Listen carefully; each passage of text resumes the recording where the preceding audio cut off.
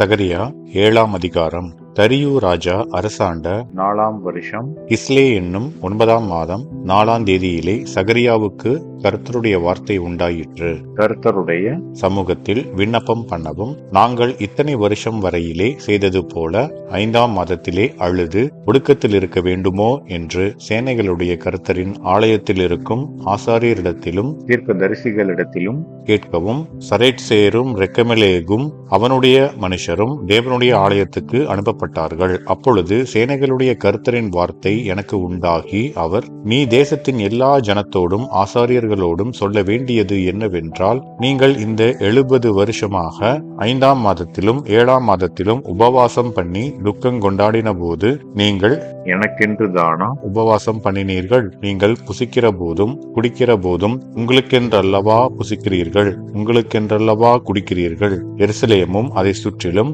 இருந்த பட்டணங்களும் குடி நிறைந்து சுகமாயிருந்த காலத்திலும், தெற்கு நாடும் சமபூமியும் குடியேறி இருந்த காலத்திலும் முன்னிருந்த தீர்க்கதரிசிகளை கொண்டு கர்த்தர் கூறின வார்த்தைகள் இவைகள் அல்லவோ என்று சொல் என்றார். இன்னும் கர்த்தருடைய வார்த்தை சகரியாவுக்கு உண்டாகி, அவர், சேனைகளின் கர்த்தர் உரைக்கிறது என்னவென்றால், நீங்கள் உண்மையாய் நியாயந்தீர்த்து அவனவன் தன் தன் சகோதரனுக்கு தயவும் இரக்கமும் செய்து, விதவையையும் திக்கற்ற பிள்ளையையும் பரதேசியையும் சிறுமையானவனையும் ஒடுக்காமலும், உங்களில் ஒருவனும் தன் சகோதரனுக்கு விரோதமாய் தன் இருதயத்தில் தீங்கு நினையாமலும் இருங்கள் என்றார். அவர்களோ கவனிக்க மனதில்லாமல் தங்கள் தோளை முரட்டுத்தனமாய் விலக்கி கேளாதபடிக்கு தங்கள் செவிகளை அடைத்துக் கொண்டார்கள். வேதத்தையும் சேனைகளின் கர்த்தர் தம்முடைய ஆவியின் மூலமாய் முந்தின தீர்க்கதரிசிகளை கொண்டு சொல்லி அனுப்பின வார்த்தைகளையும் கேளாதபடிக்கு தங்கள் இருதயத்தை வைரமாக்கினார்கள். ஆகையால் மகா கடுங்கோபம் சேனைகளின் கர்த்தரிடத்திலிருந்து உண்டாயிற்று.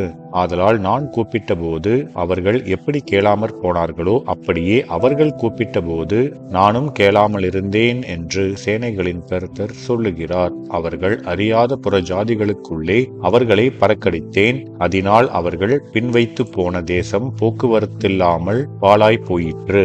அவர்கள் இன்பமான தேசத்தை பாழாய் போக பண்ணினார்கள் என்றார் என்பதே. ஆமென்.